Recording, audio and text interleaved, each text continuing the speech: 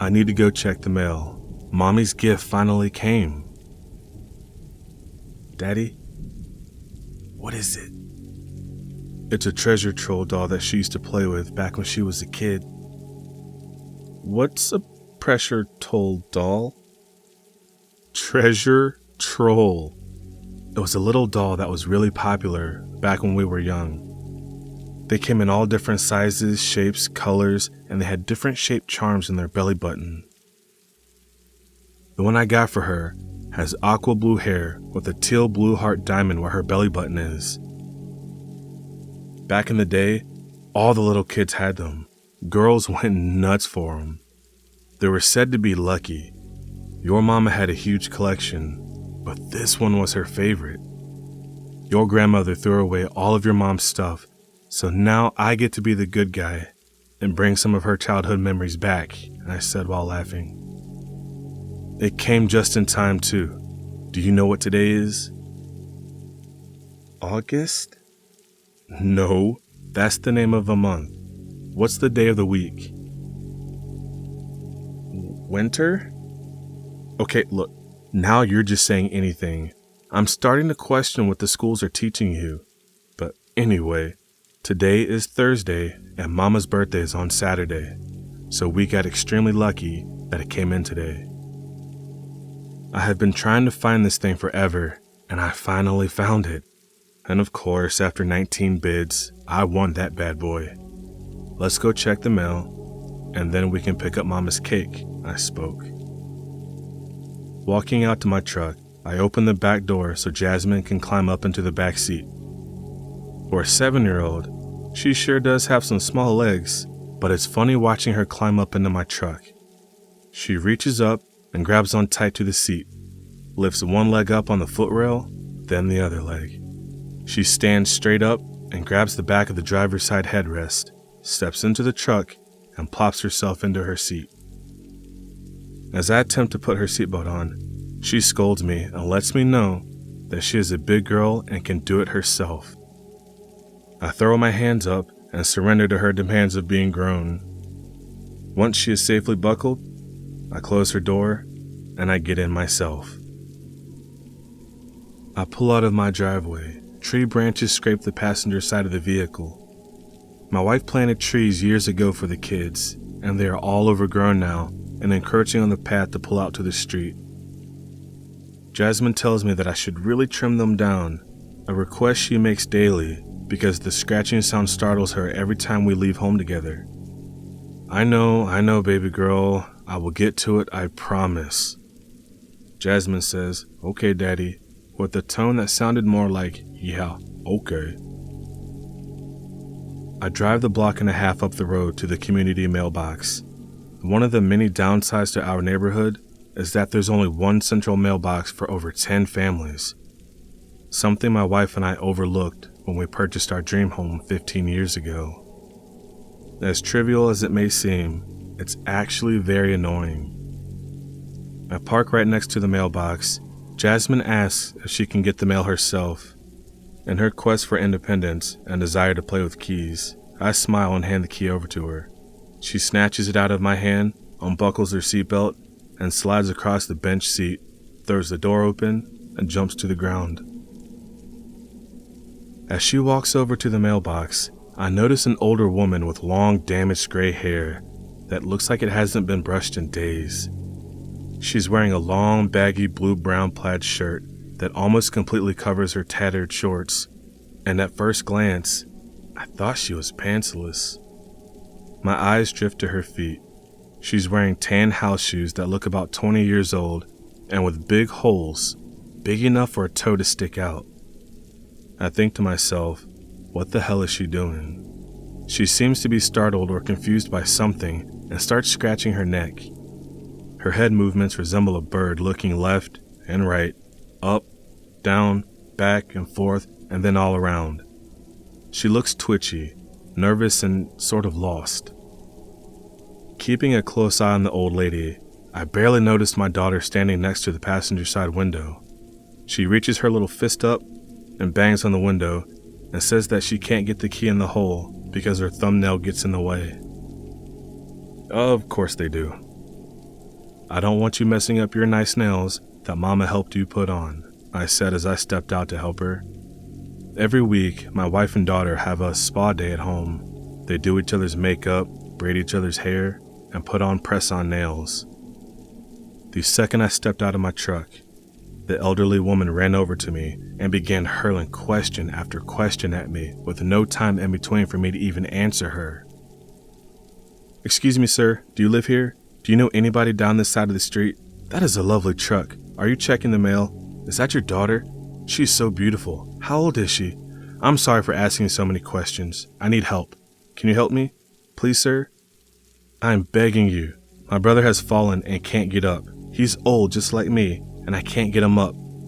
He decided to buy a house down here years ago, and of course we have no family down here. He needs help now. So I've been living with him for the past 15 years, and his health is declining. He's an old veteran that refuses to take his meds. Please, sir, can you help me?"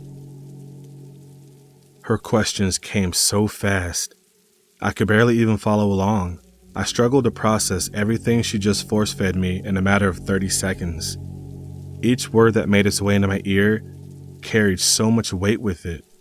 The questions about my daughter and where we live, jumped into an emergency with her brother. Everything about this situation seemed very shady to me and left me feeling uneasy. I didn't trust this woman, yet something inside of me is telling me that I need to help her. Maybe it's my belief in God or even karma. Maybe it's my desire to show my daughter to help people in need. Perhaps it's the fact that she said her brother is a veteran. And so am I. We take care of our own any way we can.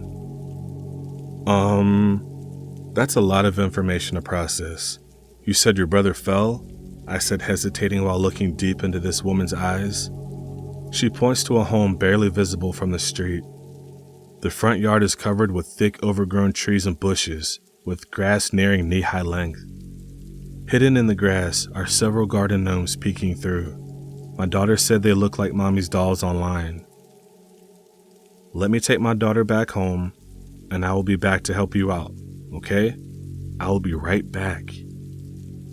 A million thoughts just raced through my head like a hectic Grand Prix. Could I trust this woman?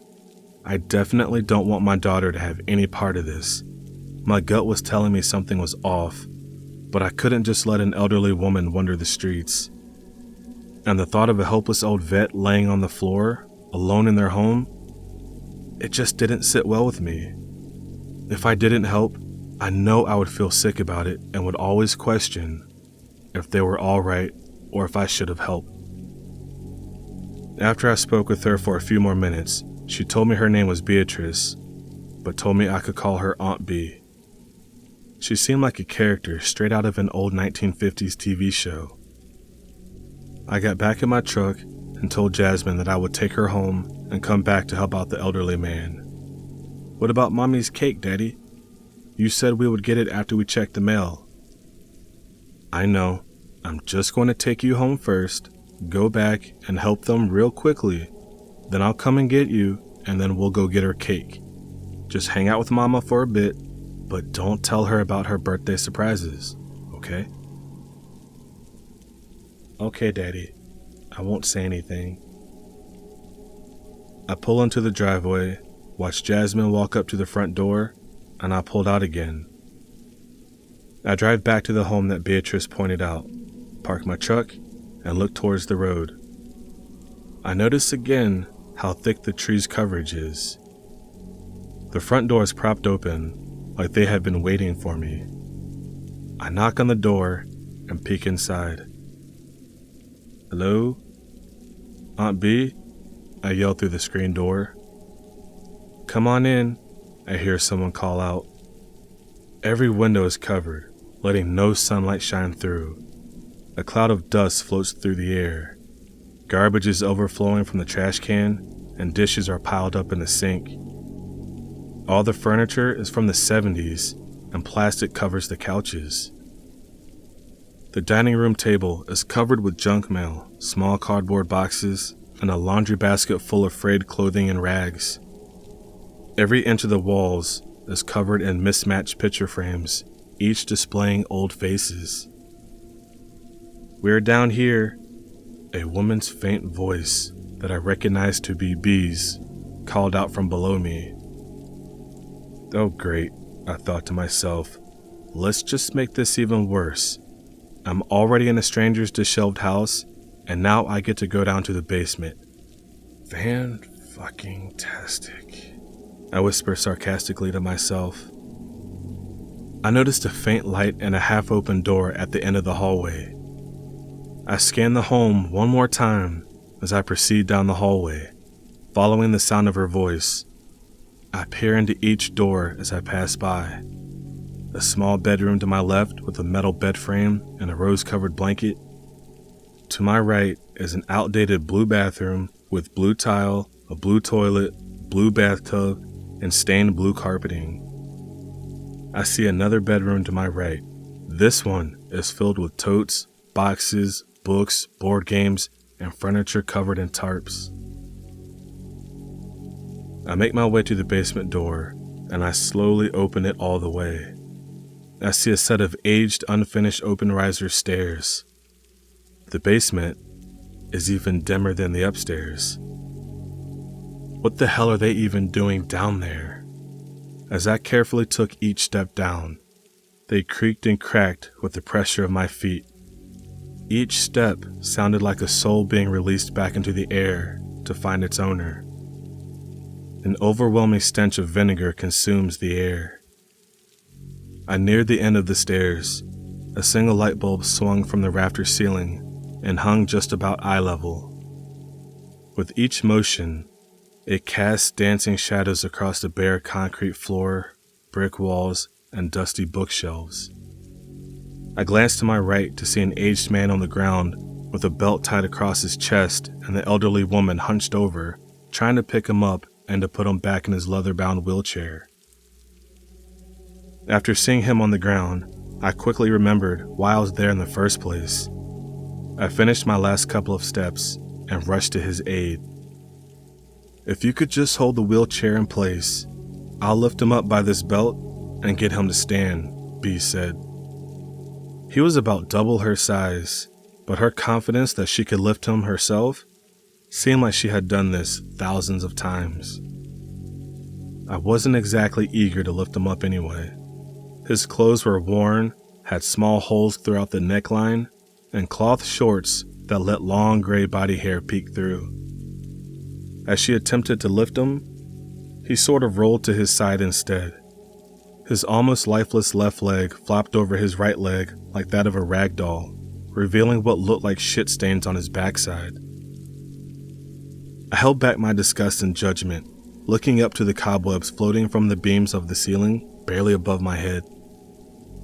After her multiple attempts, it was obvious that this wasn't going to work. I offer to pick him up myself while she holds the wheelchair behind him. With her breathing now sounding labored and exasperated, she agreed. I walked around her, bent down, and wrapped my arms around his barely responsive body, just under his armpits. He let out a gasp, and the smell of morning breath, mixed with a hint of raw onion, burned my nostrils. A wave of body odor and dirty diaper consumed my airways. I hold my breath, bend my knees further, and grab the belt as tight as I could and begin to lift. Pushing my knee up against his bottom in an attempt to prop up some of his body weight, I could feel the soggy, overflowing diaper. B stops holding the chair and she walks around behind me to help lift him. As I straightened my legs and stood up as quickly as I could as to move him to the chair, I felt a blunt hit to the back of my head. For a moment, a confused thought raced in my head, thinking that I had just smacked my head on an exposed beam. But my body went limp as I fell to the ground. My vision went black, seeing only moving stars under my eyelids. A hot panic consumed my body, and for a split second before I passed out completely, I realized that I had just been hit with what felt like a metal baseball bat to the back of my head. When I came to, it felt like I was waking up from the deepest sleep I've ever had in my life. My eyes would barely open, and fear set in. I tried to move, but I could tell that I was restrained in some way. Not able to move, I tried to call out for help, but my voice was unintelligible and weak. I begged my eyes to open so I could find an escape, but it was so dark I could hardly see. I made out just enough that I could tell I was still in the stranger's basement. I'm disoriented and can't figure out what direction the stairs are in. Hey, calm down, a male's voice whispered to me. Help.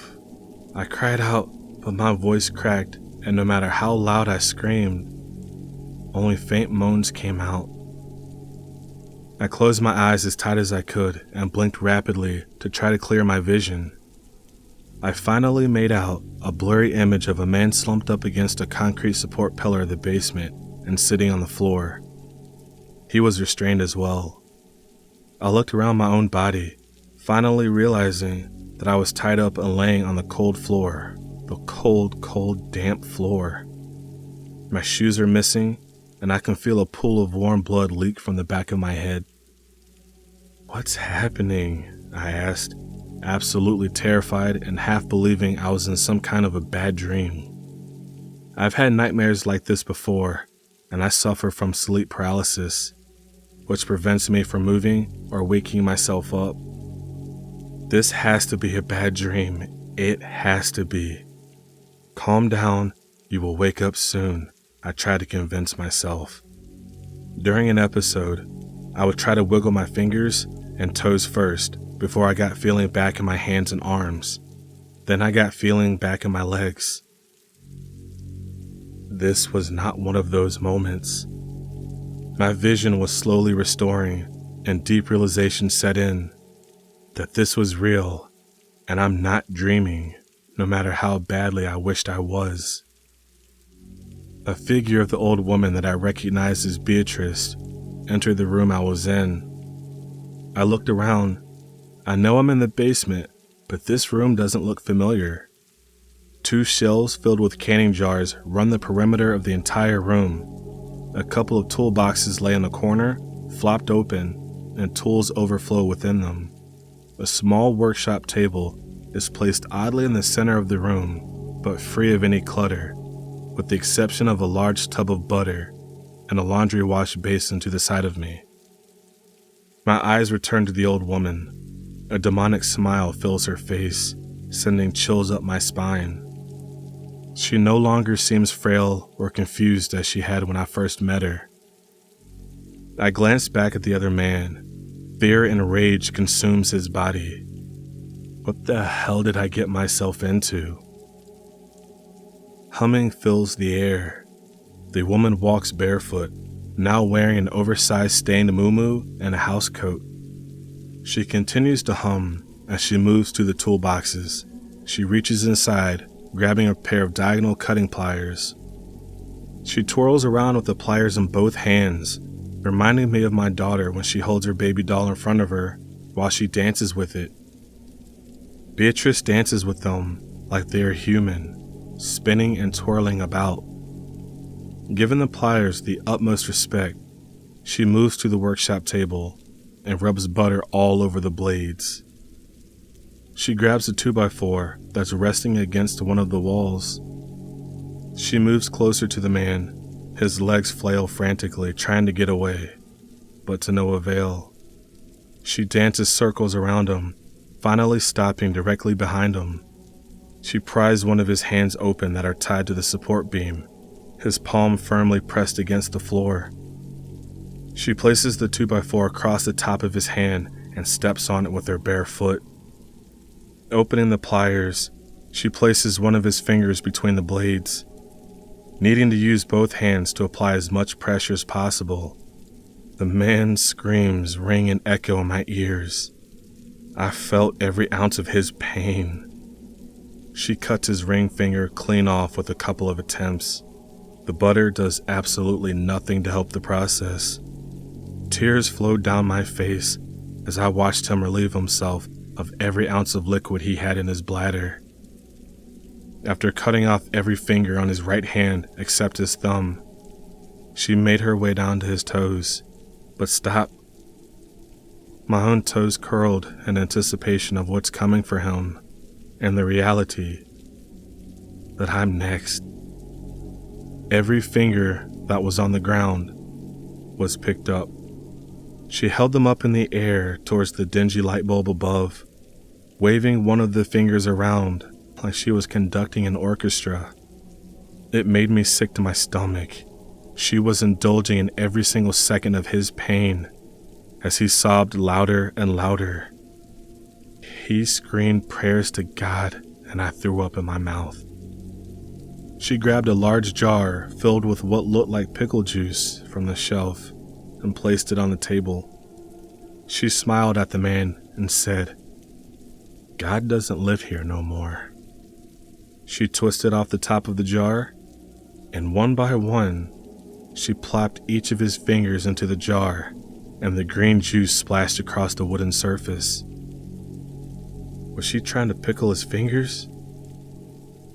He has lost a lot of blood, but she doesn't seem to stop with the torture, moving her head close to his, taunting him. "Your fingers will make the perfect addition to my smash burgers," she whispered in his ear. He pulled his head back, and with an immense amount of force, headbutts her right in the nose, breaking it instantly. "The second I get a chance to run, I will stomp all over you and run for my life. I will fuck you up so bad, you old bitch," he said. She grabs her nose and starts laughing, bobbing her head while singing a little tune. She walked out of the room and out of my sight. I can hear her laugh in the distance while rummaging through another metal toolbox. La la la la la, you won't be going anywhere. She started singing this creepy tune. She returns back to the room, still singing and holding a dull rusted blade. She dances, almost glides across the room closer to him. With one quick slicing motion of the blade across his Achilles tendon of his right foot, she mutilated it. The loud crunch of the tendon separating, his bellowing screams rang out.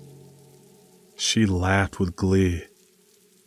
"Stomp all over who, my sweet, sweet boy?" she asked. The old man grunted from the other room. He sounds restless and in pain. "Give me 1 second, will you? I have to find the finger fry sauce," she said. I tried to play half dead so she would not notice me looking at her as she reached over the sink next to me to grab a jar filled with a brown sauce with gelatin consistency. She opened the jar with very little resistance and took a spoon out to dip inside. "Here comes Mama's special, just the way you like it. It has all the nutrients and loving you'll ever need." She went into the other room and turned a brighter light on. I leaned as far as I could to see through the doorway. I saw him sitting in his wheelchair, his lips pressed tightly closed as she moves closer to him.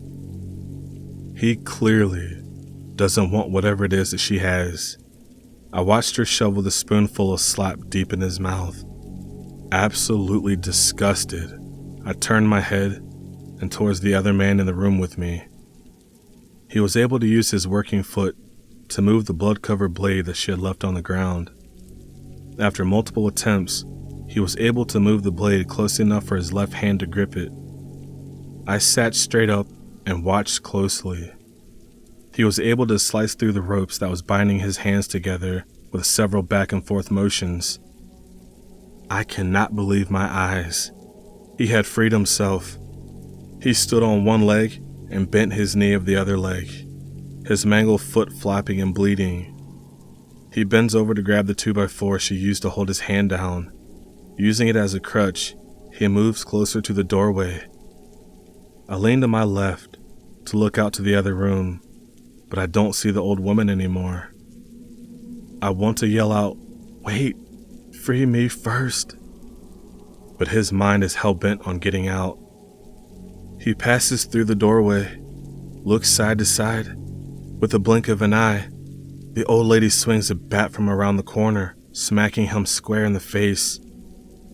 "Not so fast, young man," she laughs. I scream and begin to cry like I've never cried before. I'm trapped and helpless.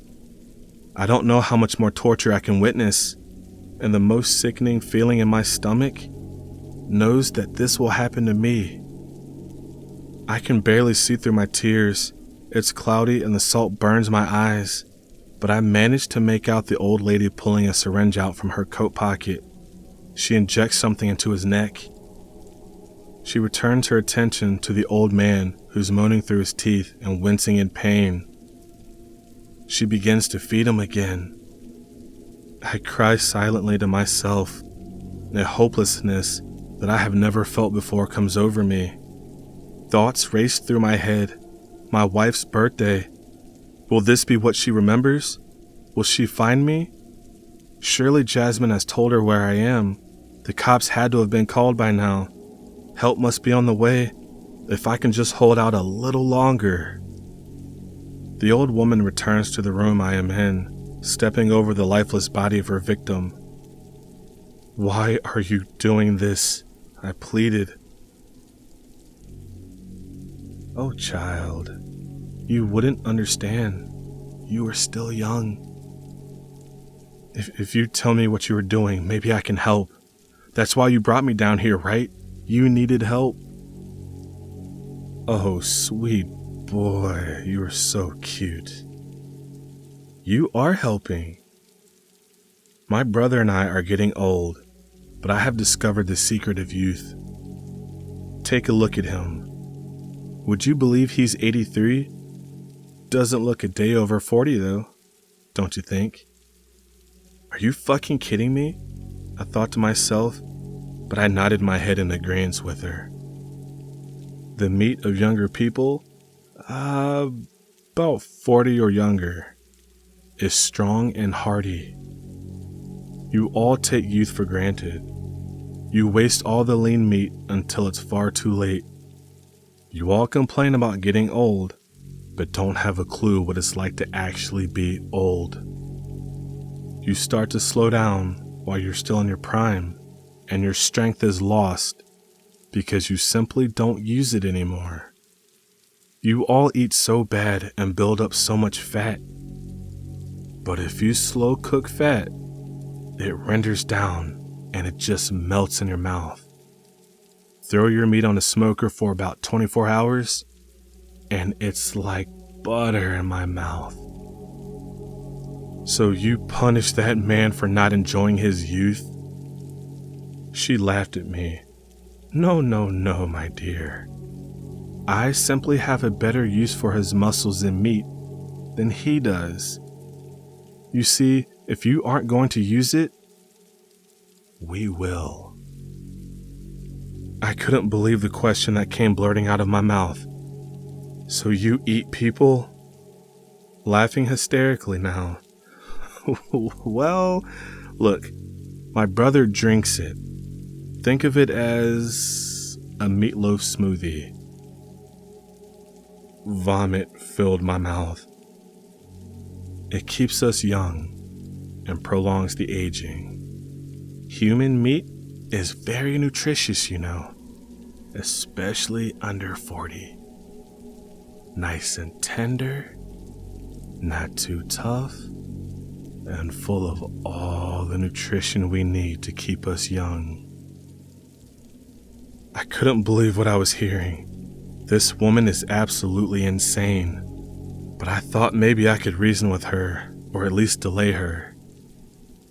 "Your brother doesn't seem to like it."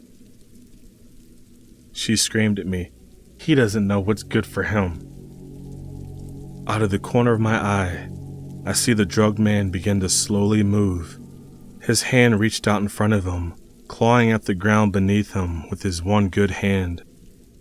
Digging his fingers into the ground, ripping the fingernails from each cuticle, grasping and pulling at anything, desperately trying to move and escape. Numb from whatever drug she injected into him, his fingers began to break and snap into different directions. I can't look. The woman laughed as she stepped over him and walked out of view. I hear her heavy footsteps and the creaking stairs as she moves up the stairs. I struggle to pull my hands together from the ropes they are bound in, looking all around me for something to help free myself. I can't die down here. I hear a muffled voice above me, and I scream for help. Footsteps come down the stairs. Thank God someone heard my pleas. But a door slams from the top of the stairs, and I hear a deadbolt lock. My eyes widen as I saw Jasmine come down the steps. Jasmine, baby, what are you doing? Why are you here? Baby, why? Did you bring help with you? Please tell me that Mama or someone knows you're here. Did you tell anyone? I asked frantically. No, Daddy, I didn't tell anyone.